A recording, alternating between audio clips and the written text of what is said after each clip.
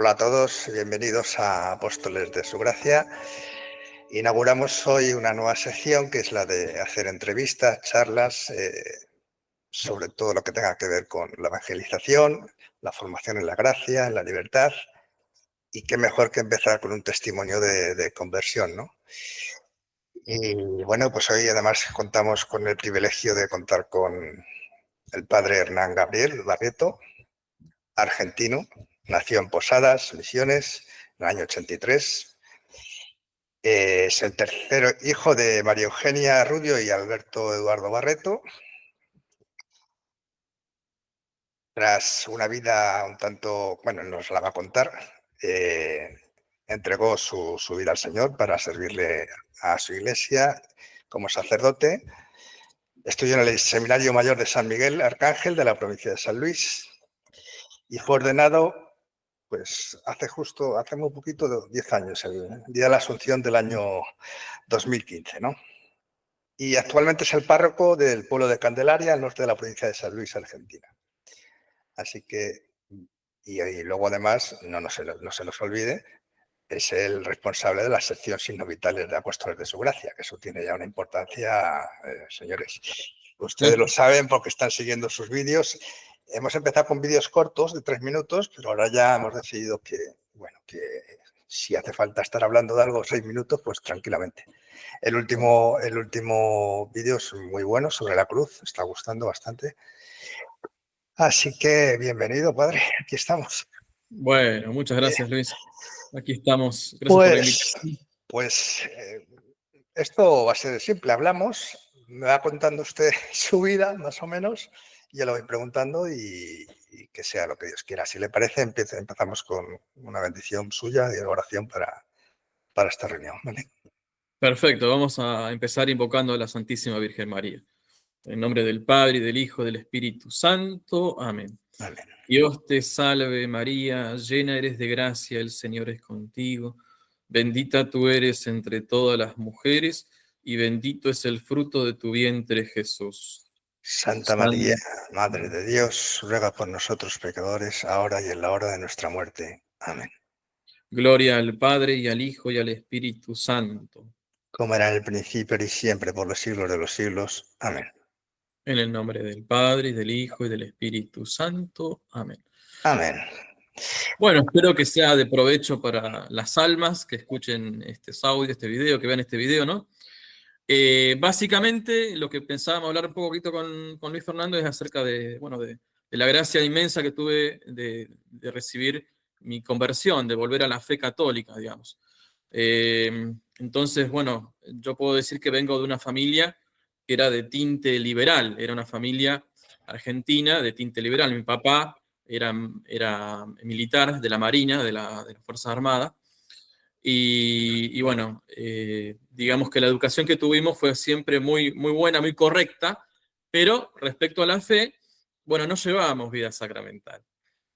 Mis padres eran de ir a misa, todo, pero no se confesaban, no comulgaban, era como cumplir nada más, simplemente cumplir con lo exterior, del precepto, lo que sea, y eso a mí si bien puedo decir que daban un testimonio bueno de vida honesta y recta a mis padres, nunca había un testimonio de vida cristiana y sacramental, ¿no? Y bueno, esto yo lo percibía. Y al principio, en todo ese tramo de mi vida, puedo decir que asistíamos a misa, pero poco a poco empezamos a dejar de ir, ¿no? Empezamos a dejar de ir. Y también ellos finalmente dejarían de ir a misa. Yo fui el primero en dejar de ir a misa, ¿no? Y también, Marcó también el camino malo. claro, y también ellos dejarían de ir a misa. Fue como sutil, como con el paso del tiempo se va perdiendo la costumbre, ¿no? Semana a semana, Claro. domingo a domingo, Si uno no hay, se va... si no hay sacramentos, la gracia se acaba no hay manera, ¿no?, de mantener Claro. esa obligación que, como decían lo de cumplimiento, ¿no? O sea, voy, pero no voy, ¿no?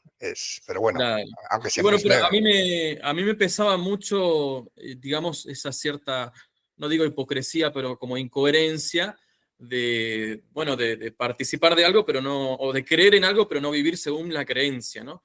Ajá. Entonces lo que fui diciendo, decidiendo en mi vida, distinto a lo que fue mi familia, es no creer más en Dios, no creer en nada que tuviera que ver con Dios, ¿no? Dije, o soy católico practicante al 100% Soy ateo.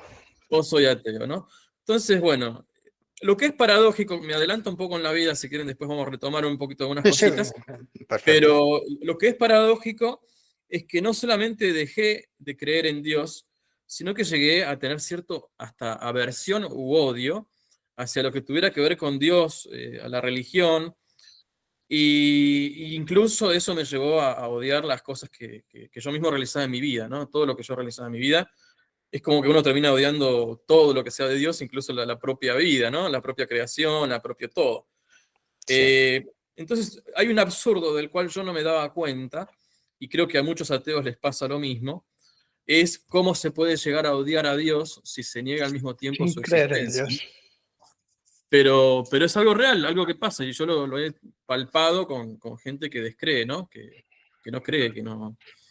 Eh, pero bueno, Sí, es como estos ateos que se empeñan en decirnos a los creyentes que no existe Dios. Bueno, si no existe, ¿qué más os da?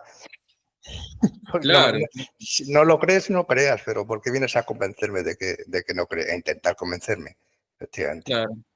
Y todo esto sucedió sobre todo en mi temprana adolescencia, cuando yo tenía 14, 15 años, porque bueno, tuvimos una vida complicada en esos momentos, por diversas razones. Mi papá tuvo que retirarse de la Marina, murió justo un abuelo, mi abuelo materno, y tuvimos que reestructurar la forma de vida, ¿no?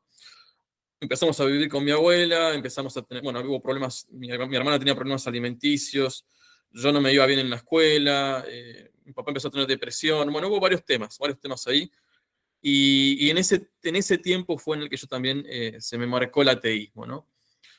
Eh, Obviamente, como pasa con muchos adolescentes, yo pecaba y pecaba muchísimo, de todas formas, de todas maneras, eh, pero no era totalmente consciente, si se quiere, del pecado, digamos. O sea, no era tan consciente de lo que era el pecado. De hecho, yo iba a un colegio católico en ese momento, a los 14 años. Era otra incoherencia, porque iba a un colegio católico si no creía, ¿no? Podemos hablar largo y tendido de lo que es colegio católico Sí, moderno, ¿no? podemos, pues yo he sido escolapio, pero claro, era otro tiempo. Cuando yo era escolapio, todavía los escolapios, bueno, Claro. por lo menos sé que en Argentina además están bastante bien. Sí, está bastante Y en bien. España estaban bien hasta que dejaron de estar bien. Pero sí, el tema de la escuela católica es largo de contar, ¿no? Pero bueno, Sí. siga contando. Pero bueno, una cosa que es también llamativa del colegio católico al que yo asistía, se hablaba, incluso llevaban conferencias de psicólogos y nos hablaban de cosas que eran pecado, pero como si fueran buenas, ¿no? Cosas de pureza y ahora con la educación sexual y todo eso sería, bueno, ya en esa época, y estaban por ahí los sacerdotes, los religiosos no decían nada, ¿no? Es una cosa que a mí también me marcaba eso, porque digo, ¿cómo puede ser que esté esto y al mismo tiempo no digan nada, ¿no? Pero bueno, Sí, no me sorprende, ¿no? Es así. claro. Bueno, y después, algo que también uno reflexionando en el pasado ve, es que por ahí, bueno, asistíamos a misa por obligación a veces, ¿no? Dentro del colegio, y nunca percibía yo que me hablasen de Jesucristo, sino que muchas veces se me hablaba de moralinas, o sea, y no digo moralinas, incluso se hablaba yo lo digo de esta forma medio burda, ¿no? De un Dios como dulce de leche, ¿no? Que es todo amor, todo misericordia, pero nunca hay una normativa, una forma de vida que hay que seguir, ¿no? Papá Noel, Dios Papá Noel. Dios Papá Noel, claro. Entonces, la reflexión acerca de eso me llevaba a pensar que, bueno, no hay exigencia en la religión, no había exigencia en la religión. Y por lo tanto no había búsqueda de heroísmos, de ideales, de nada, ¿no? Un ideal claro, ¿no? Pero bueno, volviendo al tema este de los problemas que teníamos en mi casa, los problemas familiares, que puede pasar en cualquier familia, yo caí en una especie de depresión dentro de ese ateísmo que estaba teniendo y me replegaba sobre mí mismo, ¿no? Me cambiaron de colegio, porque ya decía que no tenía sentido seguir en ese colegio, me cambiaron a un colegio estatal, Y en este colegio me recluí incluso más sobre mí mismo, me replegué sobre mí mismo más, porque bueno, acá en Argentina, con todo el tema de la historia de los 70, de los militares y todo eso, yo, hijo de militar, en un colegio estatal que tenían la remera del Che Guevara, que la hoz y el martillo y todo eso, Maravilloso. entonces quedaba como digamos, incluso los profesores no siempre me trataban bien, digamos, con algunas cosas, me echaban la culpa de Sí, las cosas que se mandaban los compañeros. sí, eso, en fin, Bueno, pero yo digo, lamentable. gracias a Dios que en esa época no hice amistad o compañerismo con los demás, porque incluso había problemas de droga en ese colegio, problemas de alcoholizados y otras cosas, ¿no? Entonces yo me replegaba. Mi único, digamos, consuelo que tenía es que yo me dedicaba a leer libros, me refugié en los libros, digamos. Entonces eso fue digamos, mi remedio contra ese mal, ese tiempo malo. Eh, pero mi falta de sentido en la vida no había disminuido, ¿no? Yo era un cínico. Mi despreocupación y desfachatez, podemos decir que eran escandalosas. A veces cuando agarraba un examen, agarraba la hoja, ponía mi firma y entregaba en blanco. No me importaba nada, no le encontraba sentido a nada, digamos. Eh, bueno, después digamos, cuando terminé la secundaria, empecé a hacer los estudios universitarios. Yo me cambié varias veces de carrera, ¿no? Hay algo interesante que decir acá, es bastante morboso, no sé si es morboso es la palabra, pero el hecho de que yo era ambicioso en algunas cosas, ¿no? Yo eh, buscaba revolucionar las cosas, redimir la realidad, de alguna forma redimir la realidad. Quizás por esa depresión que habré sufrido, que habré padecido, quería buscar la forma de que la realidad cambiase. Ujú. Entonces, en mi temprano pensamiento me decía, la forma de cambiar la realidad es el poder, ¿no? Los gobiernos, las autoridades, pensaba eso. Entonces comencé estudiando ciencia política en la UBA, en la Universidad de Buenos Aires de acá de Argentina, ¿no? Eso es lo que yo pensaba tempranamente, pero después, profundizando un poco más, me dije, en realidad no es tanto el gobierno el que mueve los hilos de la historia, un gobernante X, o quien sea, sino sobre todo las ideas, me decía a mí mismo. Claro. Son las ideas las que rigen los pensamientos. Entonces pensé, no lo hice, pero pensé cambiarme la carrera de filosofía. Dije, ahí es donde se mueven los hilos de las ideas y del pensamiento. Eso pensaba yo en mi juventud, ¿no? Pero después me dije, en realidad no es las ideas las que mueven el mundo, sino que son los amores. Entonces me decía a mí mismo que en realidad son las letras, las palabras, la poesía, la belleza, la que hace a las ideas y la que hace a los hilos del mundo. Esa era mi mentalidad de joven, repito. Entonces me cambié a letras y empecé a estudiar, y además que me gustaba mucho leer y escribía también, me dediqué sobre todo a las letras. Por eso estaba estudiando para editor literario. Bueno, como decía, en esa época yo me refugiaba en los libros cuando era adolescente, antes de entrar a la universidad, ya desde jovencito. Me gustaba mucho leer muchos libros, ¿no? Sobre todo libros no solamente de ciencia ficción, de fantasía, cuentos, novelas, etcétera. Y también libros de filosofía, y no digamos filosofía realista, no piensen en tomismo y nada de eso, sino toda la filosofía La de- moderna, digamos, así sí, como se dice. ¿Cómo? sí, que no, no leía a Aristóteles ni a Santo Tomás, no. Claro, claro.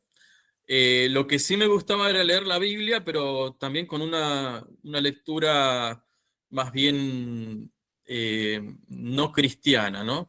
Leía, por ejemplo, el Apocalipsis a las noches a veces, pero porque me daba miedo.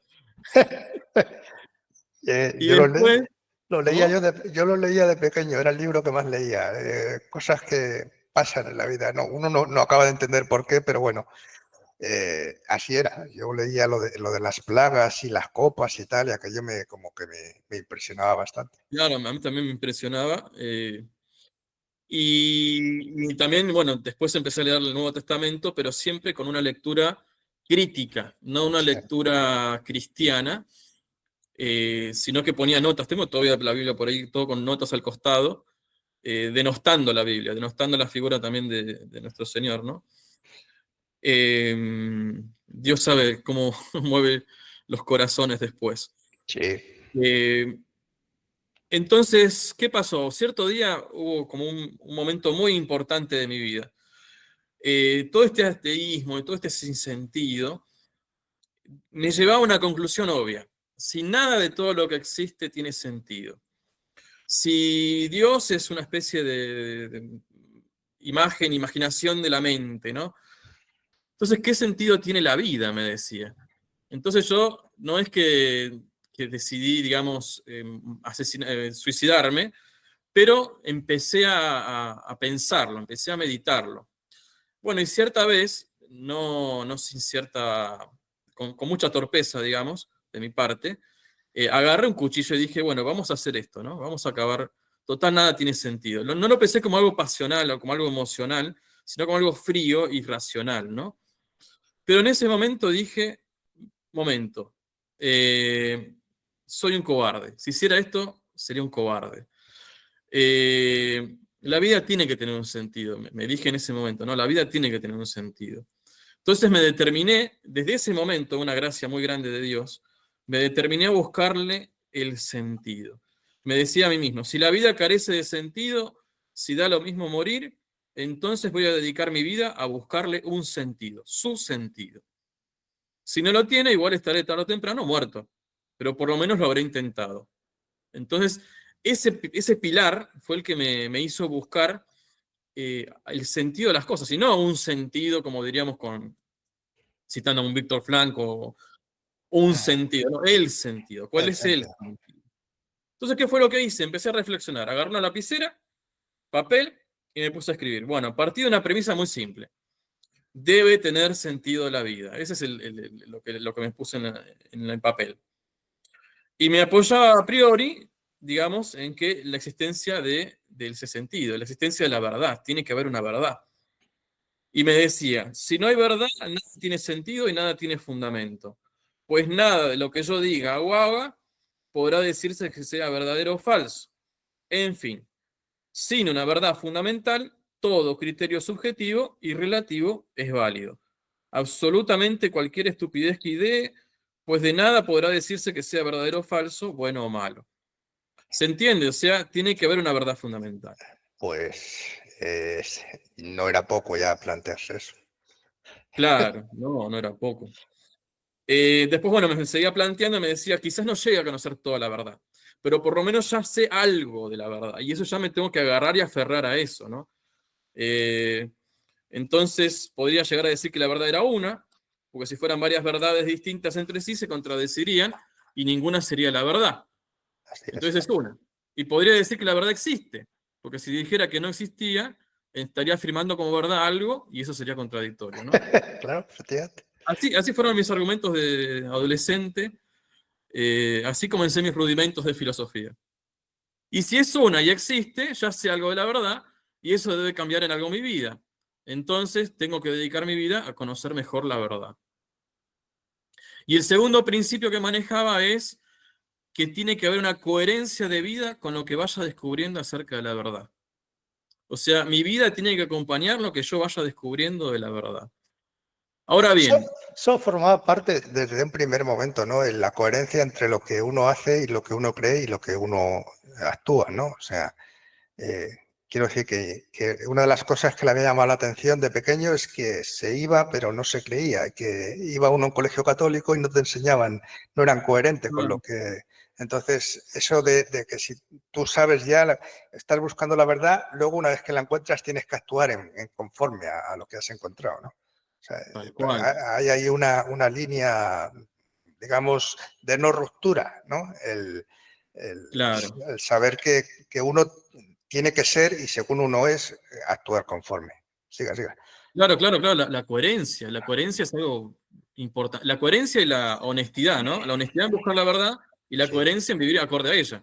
sí, Eso es vital para salvar el alma, si vamos adelantándonos, ¿ves? Pero es Sí, vital sí. para... Pero bueno. Ahora bien, ¿dónde estaba la verdad? Eh, Nadie podía ni sabía decírmelo. Y a nadie parece interesarle. Eso es una cuestión del Mm. mundo moderno. A nadie le interesa la verdad. Pareciera que a nadie le interesa la verdad, salvo algunos loquillos como nosotros que Sí, sí. buscamos, que reflexionamos. No hay quien busque a Pero Dios. nadie busca la verdad, nadie busca a Dios, ¿no? Y en ese momento, cuando empecé a plantearme estos temas, todo lo que tenía que ver con los vicios y con los pecados, me di cuenta que también eran vanidades, porque en definitiva no me ayudaban a encontrar la verdad. Que podía disfrutar esas vanidades, esos vicios, o padecerlos, pero que la verdad no radicaba en ellos, no podía radicar en ellos. ¿Por qué? Porque no era coherente con el bien, con la verdad, ¿no? Con el sentido de lo mismo. Era simplemente el gusto, el placer, ¿no? ¿Dónde estaba la verdad entonces? Bueno, mi búsqueda derivó en aquellas cosas, en esas realidades que versan sobre las cuestiones últimas. Entonces empecé a interesarme un poquito más en la filosofía y en la religión. Bueno, pasé por varias cosas, leí. Platón me gustaba mucho, la verdad, los diálogos de Mm. Sócrates y todo me encantaban esas cosas. Bien. Pero todo lo que era, digamos, más bueno, como San Agustín, Santo Tomás, e incluso, perdón, lo considero Pascal, me gusta mucho, ahora lo leo a Pascal y me encanta, más allá de que tiene sus Ya. temas, pero los tomaba como fanáticos religiosos yo, a priori. Les importaba más defender la religión que buscar la verdad, así lo intuía yo. Entonces, la religión era, por principio, una gran impostora. La odiaba todo lo que tuviera que ver con la religión y odiaba a los que profesaban la religión porque creía que eran como esclavos de una ceguera mental, ¿no? Y que seguían el cuentito de un loco, así me lo planteaba yo. Está bien. Ahora, un personaje que me gustó mucho de los filósofos, bueno, no es filósofo, es pensador, es Nietzsche. Nietzsche me fascinaba a mí de joven. No puedo hacer un estudio de Nietzsche porque lo leía por interés de sacar alguna que otra idea o algo, por lectura más bien amateur, digamos, pero me encantaba leer a Nietzsche. Sus palabras eran brutales, eran seductoras y brutales, ¿no? Pero hay algo que me chocó mucho en Nietzsche. Cuando leía así hablaba a Zaratustra, Mm. Nietzsche dice que no, Zaratustra les enseña a sus discípulos un montón de cosas, un montón de pensamientos, no sé, y cuando sube lo alto de la montaña les va a dar su última enseñanza y les dice, bueno, ahora vayan y contradigan todo lo que les enseñé y hagan su propia doctrina. Y eso a mí me chocó. ¿Cómo puede ser que diga tantas cosas tan lindas, tan buenas, y después resulta que cada uno tiene que contradecir lo que enseñó Zaratustra? Entonces ahí lo deseché a Nietzsche. Yo me decía a mí mismo, tiene que haber una verdad fundamental, que sea inmutable y que sea fundamento de todas las demás. Y que no se Si no, pueda todo refutar. es eterno. Que no se pueda refutar, además. Sí. Claro, y que no se pueda refutar. Entonces seguí buscando en otros lugares. Caí un poco en no es que me hice orientalista, digamos, o de seguidor del orientalismo, pero leí cosas de los orientales, del hinduismo, del budismo, algo de Tao, de Lao Tse. Y también descubrí que no les interesaba la verdad, sino el estar bien, el estar armonioso, equilibrado. Incluso las pasiones, las sensaciones, todo, tenían que derivar en nada, tenían que desaparecer, ¿no? Es eso. Estar en armonía con el todo y con uno mismo. Esto me llevó también a otra depresión y decir, bueno, ¿qué sentido tenía todo si nuestra individualidad pararía en la nada, ¿no? Si toda nuestra Sí. persona desaparecería para unirse, bueno, al nirvana. Es el nirvana, sí, sí. Entonces, es como una desesperación sonriente la que tienen estas espiritualidades. Esa era la conclusión a la que arribé, ¿no? Sí, que, Una que desesperación sonriente. En Occidente no se cuenta lo supuestamente bonito de toda esa religión o filosofía o forma de ser, pero la realidad es esa, la salvación de ellos es la nada, es desaparecer en Claro. la nada. O sea, es espantoso. Autodestructivo es. Y, y bueno, entonces me pasó una noche, un acto también de locura mía. Me empecé a cuestionar todo esto, ¿no? Empecé de lo más general a lo más particular, a mi propia persona, a hacer como una especie de reflexión. Y todo se iba como oscureciendo cada vez más, ¿no? Hasta llegar a mi propia persona y decir cuál sería mi destino final. ¿Qué me va a pasar después de la muerte? La nada. Y bueno, no podía dormir pensando en eso y dije una barbaridad para un ateo. ¿Qué barbaridad dije? Dios, si existís, dámelo a conocer. Adiós. Murió el ateo ahí. Murió el ateo. Lo dejé pasar, eso fue un Sí, desliz de mi adolescencia, y lo dejé pasar. ya, ya. Seguí indagando en distintos lugares, pero bueno, pasó, ¿no? Hago un apartado acerca de todos estos temas, que es el tema de lo que es, bueno, el diablo. Vamos a hablar un poquito del diablo, si querés, un poquito. Sí, sí, vamos. Sí. Yo no soy, claro, yo no soy exorcista, yo no soy experto en el tema de demonología, pero considero que todo lo que es el influjo demoníaco, sobre todo en la adolescencia y moderna, no creo que sea algo tan extraordinario como se lo plantea, sino que me parece más bien algo muy corriente, ¿no? ¿A qué me refiero?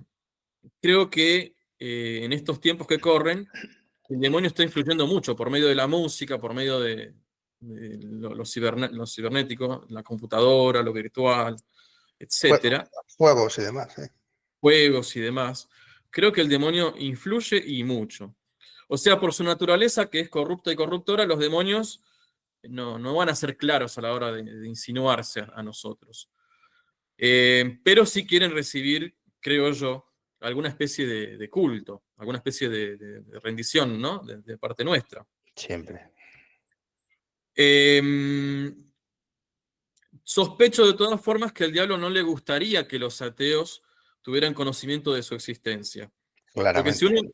si uno cree en la existencia del demonio, y digamos, por osmosis va a creer en lo sobrenatural, aunque sea. Y eso te lleva a creer en Dios también, ¿no?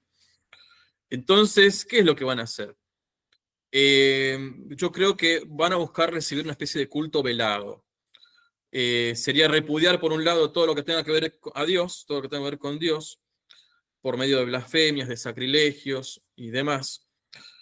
Y creo que en eso es como juega también la música satánica y los juegos, lo que estamos diciendo, ¿no? Bueno, por qué traigo a colación todo esto? Porque yo escuchaba mucha música que en mi época de adolescente, mucha música que tenía estas características. Ahora, cuando veo esa música, digo, mirá vos lo que es. Ahora me Sí. doy cuenta. Porque Claro. tenían no solo dibujos, no solo signos, el mismo ruido, a veces parece como si fueran cadenas y personas gritando y Sí, la puede des... haber. Y la letra de las canciones y sí, todo. Sí. Sí.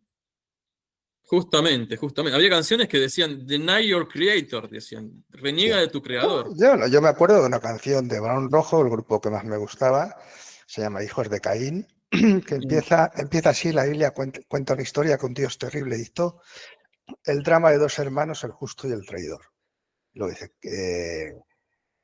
Abel, no sé qué, cobarde, el siervo de su señor, Caín, que no entró en el juego y que se rebeló. Fíjese los años que han pasado y me acuerdo de esa letra todavía. mirá, y encima no O te duele. sea, es así, o sea, me acuerdo perfectamente de esa letra, ¿no? Luego y al final la canción acaba diciendo que soy lo que, lo que siempre seré, hijo de Caín. Y ahí la música, por cierto, es bonita, no es una música muy chan, chan, chan, chan, ¿no? Es casi Sí, medio balada y tal. Pero efectivamente se transmite una serie de valores, una serie que son contrarios que claro, son perversos, hijos de Caín, ¿no? Qué cosas. claro, claro. Y bueno, peor todavía cuando la música es bonita porque Claro, claro, depende efectivamente, claro, no, del es corte. si digo yo, si es thrash metal, está uno más pendiente de del chan, chan, chan, chan que de la música, pero cuando hay melodía, aunque sea dentro del rock, cuando hay melodía, cuando hay una balada, por ejemplo, pues claro, eso entra mejor. Claro. Bueno, en mi adolescencia yo hacía dibujos de signos que eran claramente satánicos y diabólicos. Ajá. Tenía una campera con el pentagrama, a veces Ah, se dibujaba con el carnero adentro, la cruz de Mishra, no sé si te suena.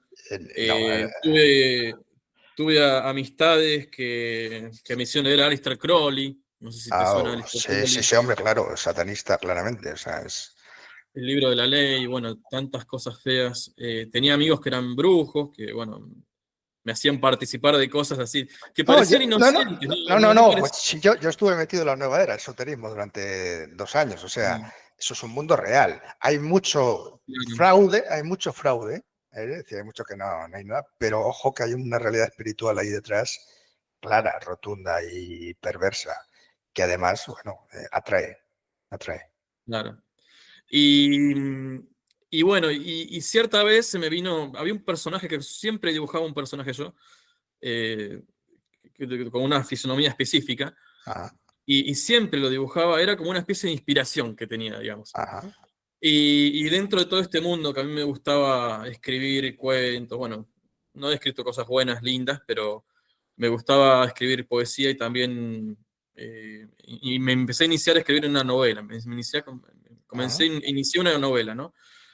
La novela, bueno, era horrible, era una especie digamos, de saña contra la religión, eh, fantasía heroica mezclada cosas religiosas con cosas de... Bueno, el tema es que blasfemaba por todos lados esa novela. Y claramente intencional, yo en eso también intencional, contra la fe. Eh, pero yo quería cambiar también, quería mejorar mi escritura, quería mejorar mi forma de escribir, ¿no?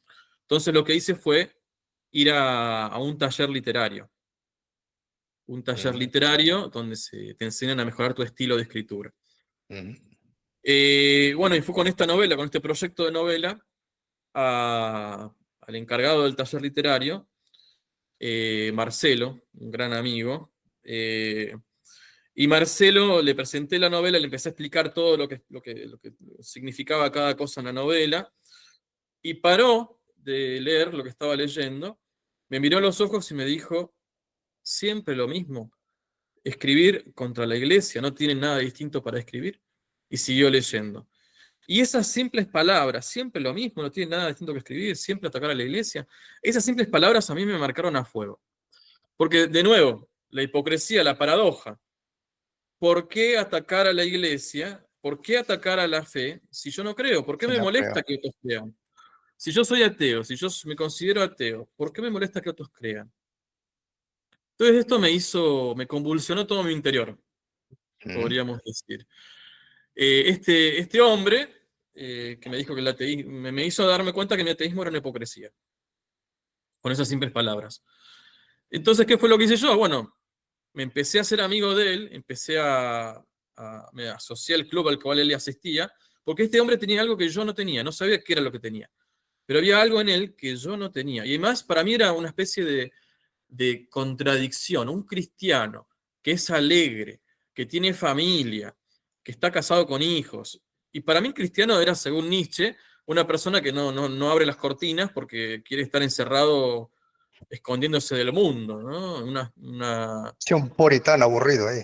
Un puritano aburrido, claro, digamos, inclinado sobre su propia persona y triste, amargo. Y no era así, era todo lo contrario. Mm, Un imposible era para mí. Entonces, bueno, empecé a ser amigo de él, me empecé a replantear en parte mi ateísmo por este hombre de fe al cual veía que era feliz, que era alegre y que era distinto a lo que yo pensaba de los cristianos. Entonces, hasta ahí dije, bueno, está bien, vamos a hacer una tregua. mm. Yo sigo siendo ateo, pero empiezo a plantearme qué es esta cosa que se llama cristianismo, ¿no? ¿Cómo es esta cosa? Yo todo eso fui confirmado, recibí la confirmación y todo, pero después nunca fui consciente de haber recibido la confirmación ni nada, o sea, nunca tomé Ya. conciencia de eso. Bien, entonces este hombre me empezó a dar libros, a prestar libros, eh, libros que yo nunca había leído, que ni conocía. Entre esos libros, cierta vez le digo, préstame este libro en su biblioteca, ¿no?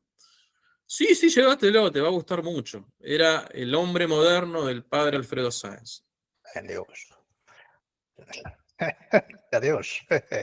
Nada Gracias. menos. Nada menos. Bueno, Nada ese libro me menos. abrió la cabeza también, me abrió la Claro. cabeza, O sea, me sí, partió en dos. el señor iba ya respondiendo a aquella pregunta, ¿no? De si existes, demuéstrame que existes, ¿no? Claro. Y lo terminé de leer, me lo comí el libro, Sí, lo devoré. Y le dije a Marcelo, disculpame Marcelo, muy bueno el libro, pero ¿qué se puede hacer para cambiar esto? Yo lo leía en clave atea, si se quiere, no sí. lo leía en clave cristiana, pero ¿qué se puede hacer para cambiar la realidad? Ahí viene todo el tema después de buscar ciencia política, filosofía y letras, ¿no? ¿Qué se puede hacer para cambiar la realidad? Bueno, me dijo, te voy a presentar a unas personas. Y bueno, dije, bueno, vamos. A todo esto, imagínense mi vida de adolescente, yo tenía cadenas colgando del pantalón, la campera de jean con signos raros atrás, el pelo Personaje. caído sobre la cabeza, no sé, todo desastre el peinado, no sé. Entonces te voy a presentar a unas personas, me dice. Bueno, y yo todo también, fines de semana, iba al boliche, iba a donde Sí, fuera, toda la cosa. la buena vida. Que se dice. Bueno, entonces un cierto día, un día determinado, Marcelo me llevó a este lugar que era en el barrio porteño de Flores. Mm. Todo el camino fuimos charlando del estado del mundo, de la situación del país, los jóvenes. Él me iba charlando más que nada. Y le dije, ¿cómo puede ser, cómo podés estar seguro de que todo lo que decís es cierto? Le dije. Me dijo, mirá a tu alrededor. Y bueno, justo, Buenos Aires, día nublado. Las paredes con smog, con manchas de smog, con hollíndigo. Un día muy triste en Buenos Aires. Y dije, ah, claro, Sí, está claro. bien. La Acompañaba. realidad se impone. Sí. Bueno, entonces caímos en la casa, que no era una casa, era un lugar de un instituto religioso. Tocamos la puerta y nos atiende Jorge, No, no, un sí, gran conozco, amigo. conozco que Jorge es, ¿no? ¿Cómo? Que Jorge Gristelli, ¿estamos hablando? Claro, Jorge Gristelli, me atiende Jorge Gristelli. Y me Vas. mira de arriba Eh, abajo, es que me lo imagino mirándote de arriba. me mira de arriba abajo, y bueno, con Marcelo pasen, no sé qué. Y bueno, y no era una casa que estaba sobre la superficie, eran unas escaleras abajo, era subterráneo. Ajá. Entonces vamos bajando las escaleras y abajo, imagínate, Luis, Sí. un ateo vestido así como con cadenas, como decía, y de golpe encontrarse en un lugar donde hay de un lado libros por todos lados, y Sí. de un lado cuadros de próceres, y del otro lado velas y velas y imágenes de santos, ¿no? Entonces yo ¿Cómo podés salir corriendo a lo mejor, no? lo primero que pensé es, ¿dónde me metí? ¿Qué hago ¿Dónde, acá? ¿Viste? dónde me he metido? Sí. ¿Dónde me he metido? Bueno, pero como estaba con la curiosidad que me picaba, se acerca Virginia Gristelli, Ujú. y me dice, mirá, Hernán, hola, ¿qué tal? ¿Cómo estás? Mirá, ahora vamos a rezar el rosario, pero vos si querés andá al parque y volvé dentro de unos 20 minutos, media hora, y así nos ponemos, nos conocemos. Ujú. Y yo dije, no, me voy a quedar, total, si ustedes quieren repetir, si no le dije eso, lo pensaba, ¿no? Pero si quieren repetir como Lorito, Ave Marías, bueno, yo me voy a quedar ahí y no me va a hacer nada. Ujú. Y acá hay algo muy importante, siempre la Virgen antecede, es la antesala de las conversiones, ¿no? Es Sí. la que da la gracia de las conversiones, ¿no? Amén. Ujú. Amén. Entonces, bueno, se pusieron a rezar el rosario, yo me puse a mirar lo que había ahí, los libros, cómo rezaba la gente, y después nos pusimos a comer, a conversar, todo, a ponernos al día. Me cayó muy bien la gente, no me hicieron, si se puede decir de esta forma, no me hicieron presión de la religión, pero sí fue muy afable el trato y les pasé el número de teléfono mío y todo, muy lindo toda la charla. Bueno, me fui contento de haber conocido gente nueva, Esto, gente para mí muy rara. esto es importante porque una de las cosas que creemos en Apóstoles de su Gracia es ser herramienta de evangelización. Y una de las cosas importantes es que hay que tener paciencia con el que viene a ti. Tal cual. Incluso aunque venga rechazando a Dios, no intentes convertirlo tú en 10 minutos. No va a pasar eso. Tal Efectivamente. cual. Y la oración es fundamental, antes y después y en el proceso, evidentemente. Siga, siga. Muy bien. Entonces, bueno, nos quedamos charlando, pasó, yo ya me fui a mi casa después de eso, y en cierto momento me llama por teléfono Virginia y me dice, hola Hernán, ¿cómo estás? Mirá, este sábado vamos a hacer una adoración eucarística, ¿querés venir? Pará, Vaya, ¿y ¿qué, es qué así es una ella. adoración eucarística? Decía yo. Sí, claro. Ya lo del rosario, bueno, pero ¿esto qué es, no? Y que yo participe, que yo sea parte de Sí, esa adoración, ¿no? sí. Y yo de esas cosas de los milagros de Dios, justo ese fin de semana no tenía ningún boliche, ninguna salida, ni nada, y me agarró curiosidad. Y dije, bueno, vamos a ir, bueno, voy a ir. Sí. Entonces fui, siempre con mi vestimenta negra, no de sacerdote, sino negra de Ya, la ya. época, De, del estilo del momento, de los rebeldes del momento. dark metal, ¿no? Una Claro. cosa. Y mis cadenas, y bueno, fui y me quedé sentado en un banco, era la iglesia de Santa Julia en Buenos Aires. Me quedé sentado en un banco y al lado estaba una chica que era del grupo, ¿no? Paola. Oh, Paola.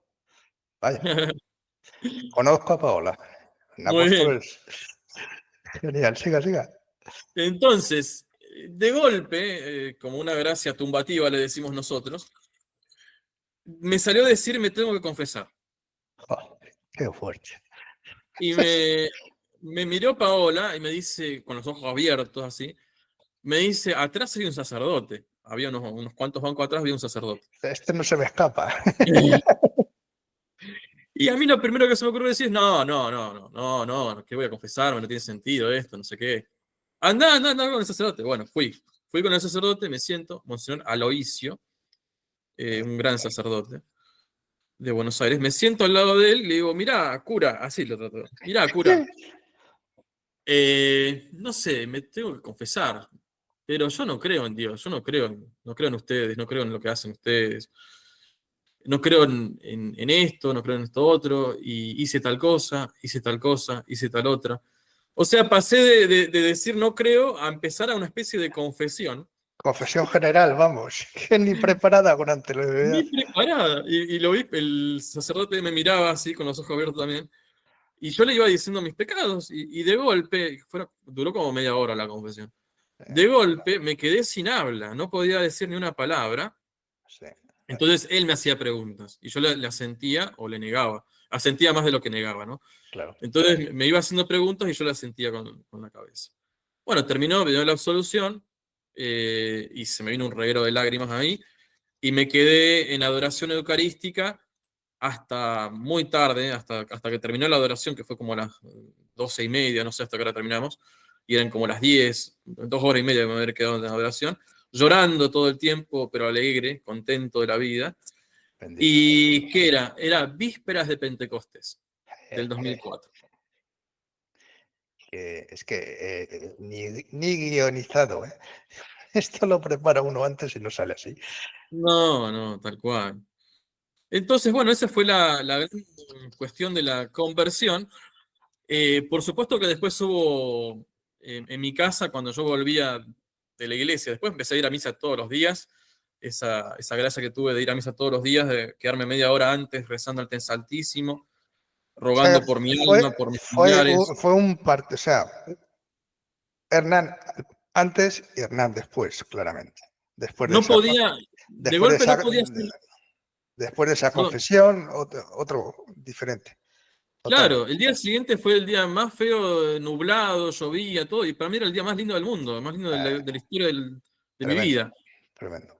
Fui a misa, bueno, comulgué después de siglos de no haberlo hecho. Eh, y bueno, empezaba a ir a misa todos los días, me quedaba media hora antes en la adoración al Santísimo, en la parroquia cerca de mi casa. Bueno, rezaba el rosario todos los días, cuando lo aprendí lo recé todos los días.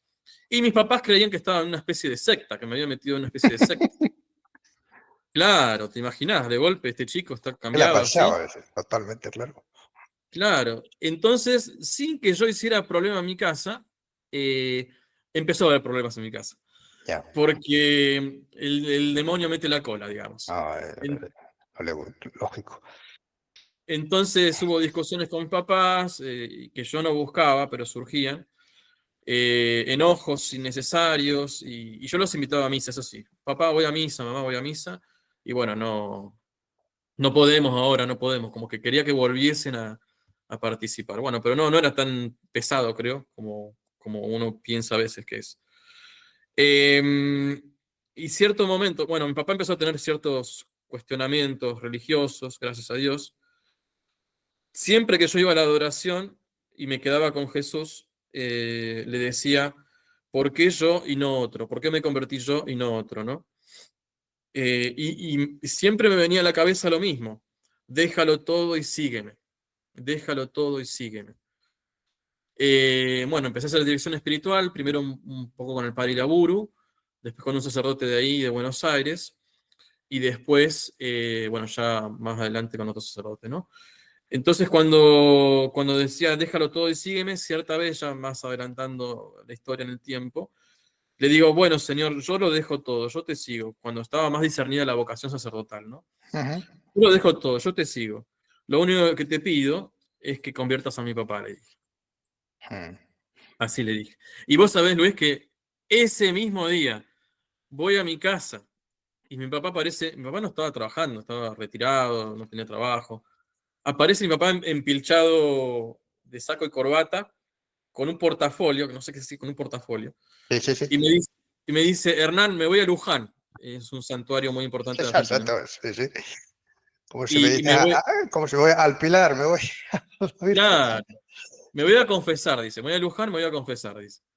Y yo dije, no, esto es de Sí, Dios. esto es de Dios. O sea, Entonces, es lo que lo tiene que- uno, que si uno le dice a Dios, confírmame algo y con es tremendo, es testimonio tremendo. pero la cosa no queda ahí, sino que voy a rezar de nuevo y le agradezco al Señor por esa gracia inmensa de mi papá. Y le digo, ¿y por qué no también mi mamá y mi abuela? Le Ya, digo, ves, claro, ya que estamos. ya que estamos. Y a la semana, que ya estábamos cerca de Navidad, se confesaron en Navidad, las dos. Madre mía.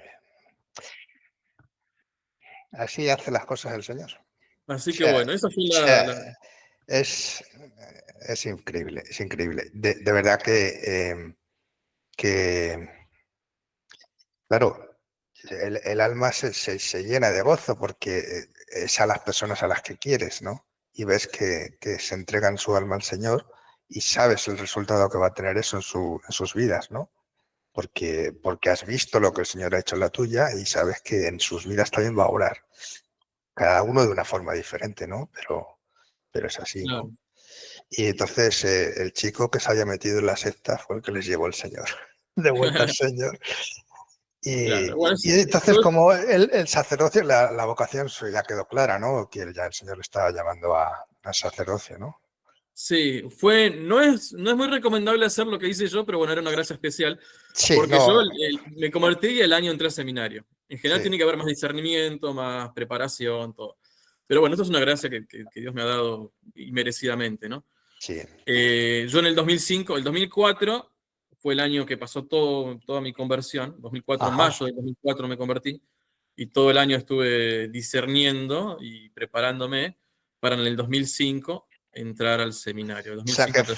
fue convertir y ya directamente al sacerdocio, vamos. O sea, es un poco como, Claro. como San Pablo, que pasó de perseguir a los cristianos a a hacerse apóstol, literalmente. Bueno, él tardó un Claro, poquito más, 2 o 3 años, pero es así. Y también tuvo un momento de gracia concreto, la famosa sí, sí, caída al suelo, ¿no?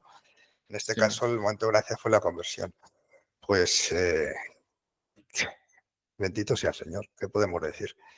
Así es la historia. Y entonces, ¿ahora qué?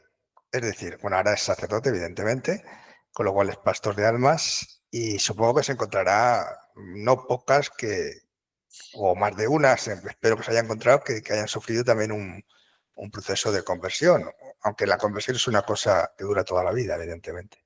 Sí, ciertamente, la O sea, conversión es no toda la nos vida. estamos convirtiendo totalmente, porque si no, mal vamos. Entonces, ¿cómo llegar a la gente?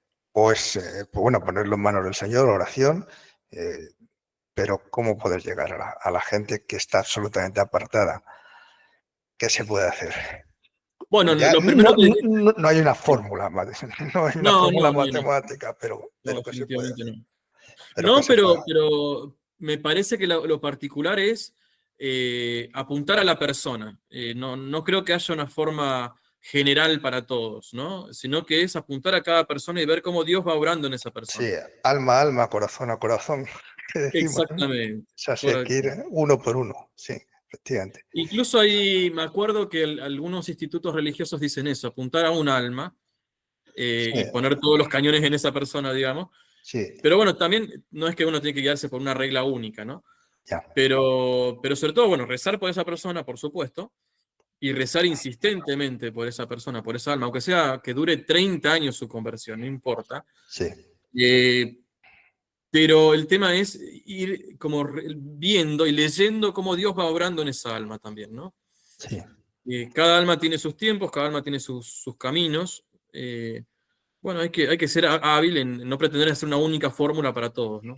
Sí, bueno, yo pienso que es imposible hacer un seguimiento de muchas almas a la vez. O sea, uno da lo que da de sí. Sí. Entonces, a veces uno habla a un grupo de gente y das ahí el mensaje, el evangelio y tal, y eso es una semilla y ya el resto se encarga Dios. O sea, quiero Ah, decir también, que también. nosotros no podemos controlarlo todo, ¿no? Hombre, lo Ujú. lógico es que cuando es que haya alguien que recoja a aquellos que han sido tocados por el Señor, ¿no? Pero el Señor se encarga de eso también, supongo. Es decir, o Bueno, y sea, ahí das con otro tema muy importante, el tema del éxito pastoral. No, no nos tienen que preocupar si no vemos frutos. El tema no, nuestro es sembrar. pero lo La que quiero cosecha. decir que tiene que haber un Jorge y una Virginia, que tiene que haber una Paola, Ah, más vale. que Sí. tiene que haber, a ser posible, crear comunidades. No estoy diciendo asociaciones de fieles ni cosas de eso, sino gente, simplemente gente que esté dispuesta a ayudar a aquellos que se acercan. Y tú ves que se Está bien, acercan, está perfecto. porque si a ti se te acerca alguien que te dice que es ateo y te dice que va a rezar el rosario y que se queda, ahí ya te estás dando cuenta que el Señor está haciendo algo. Es Sí, evidente. sí, tal cual, tal cual. Entonces Y ahí tienes que tampoco tener tirar un ladrillo en la cabeza a la persona porque te dice que no, es atea. claro, no, sí, efectivamente, no, es que a veces es lo que apetece, ¿no? Porque suelen ser bastante déspotas y tal, entonces te dan Mm, ganas de... Pero no, se trata de ganar almas, no de ganar discusiones, esa es la cuestión. tal Así cual, tal cual. que Pero eso sí, pues... la apertura a escuchar sobre todo a la gente, ¿no? Y también de decirles cosas, invitar y tener la valentía de invitar, como hicieron Invitar. ellos, que me invitaron a la adoración eucarística. Sí, porque O a de veces recibir. decimos, no, mi opinión es que hay que ser proselitista, en el sentido bueno Claro, del término, o sea, hay que sí, hacer proselitos que no es para nosotros, sino para Dios, para la claro. iglesia, ¿no? Es que alguien Y, que no está en el Señor entre en la vida de gracia. Eso, ¿cómo no hacerlo? Es que y, ¿cómo se puede estar en contra de ser instrumento para que aquellos que no están en Cristo, en el Señor, aquellos que ni saben quién es la Virgen, cómo no ser instrumento para ayudarles a conocer al Señor? Eso es que no claro. tiene sentido. Y lo que dijiste serían dos puntos, ¿no? La coherencia, de nuevo, es de la coherencia. Claro, El ser testigos de Cristo implica mucho la coherencia y la conversión. Son dos cosas que son toda la vida, porque uno tiene que ser siempre cada vez más coherente con lo que cree. Pero eso también redunda en la transparencia de la gracia. Cuando uno es coherente, la gente lo ve, y la sí, gente, o mejor dicho, ve a Cristo detrás de esa coherencia, ¿no? claro. No, lo A dice través. El Señor lo dice, o sea, por esto que hablan de que las obras no son, pero ¿cómo que no son importantes las obras? Claro que lo son. Si son a veces lo único con lo que tú estás hablando al que tienes delante de ti, tus obras Claro, son. Entonces, claro. eh, que no es suficiente, pero puede ser digamos, un anzuelo, ¿no? Entonces, tener una vida, no estamos diciendo de volar ni tener alas en la espalda y ser angelito, no, pero sí la coherencia, ¿no? Ujú. El dar testimonio de que, bueno, que si estás en el Señor, pues no estás haciendo una vida que es contradictoria contra lo que tú dices con tu boca no puede ir en contra de lo que tú haces. Claro. Es así. Y luego la vida de gracia, bueno, ¿qué le voy a contar? O sea, es un proceso. Si hay que aprender a vivir en la gracia y saber que no depende de nosotros, es el Dios quien obra en nosotros, que es el que produce en nosotros el querer y el hacer, eso es claro. O sea, todo lo bueno que tengamos nosotros es obra de Dios. Lo malo es cosa nuestra, pero lo bueno es de Dios, ¿no? Claro. Y ayudar a la gente a apoyarse en el Señor para cambiar. Eso es importante, pienso. Los benedictinos decían que la mente concuerde con la voz. Sí. ¿Te suena? O sea, con esa frase sencilla, está todo, la mente, el corazón y la voz, ¿no? Todo tiene que... Primero uno tiene que ser. Tú eres cristiano. Y a partir de ahí tú obras como cristiano. Primero ser. Exactamente. Si no eres, no obras. Y si obras sin ser, eres un hipócrita. O sea que es así. Y si siendo no obras, pues entonces no eres. No tiene más vuelta de hoja esto, no. No es tan complicado. Lograr sí Pues hacer. nada, pues muchas gracias por su testimonio, que es, bueno, dar gracias a Dios sobre todo.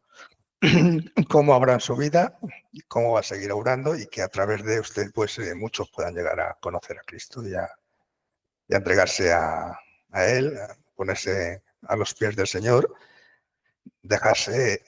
aprender a ser hijos de María, que es importante porque para algo el Señor nos la entregó como madre de la cruz, ¿no? O sea, es fundamental. Y además ella siempre nos va a llevar a su hijo, ¿no? Es así. O sea, no. Y nada, pues, ¿alguna otra cosa más? No, bueno, muchas gracias a vos, Luis, por Nada, este encantado. lugar. Nada. No, a Esperemos ver lo que el Señor hace a través de esto. Yo estoy convencido, espero que esto llegue a mucha audiencia, se den cuenta que no hay nada imposible para Dios, que puede coger claro, a un chaval absolutamente perdido que ha estado incluso con un cuchillo en su mano, ¿eh? Y hoy es sacerdote. O sea, ¿acaso hay algo imposible para Dios? No, nada, no hay nada imposible. Y claro, oración, paciencia y firmeza también, no vale todo. Esto es otro también importante. O sea, cuando alguien se acerca al Señor, no le puede decir, no pasa nada, tú puedes seguir haciendo. No, eso no funciona así tampoco. Pero paciencia y oración y que Dios actúe, no hay más. Así que, claro. Sí, pues sí. nada, se acabe con una bendición, por favor, Padre, ¿Cómo no? El Señor esté con ustedes. en tu espíritu. La bendición de Dios Todopoderoso, del Padre, del Hijo y del Espíritu Santo. Amén. Amén. Ave María Purísima. Sin pecado concebida. Bueno, hasta Vale, luego. Padre, pues un abrazo, nos vemos. Ya, y sigan sus vídeos de signos vitales, que merece la pena. Vale. Venga, chao.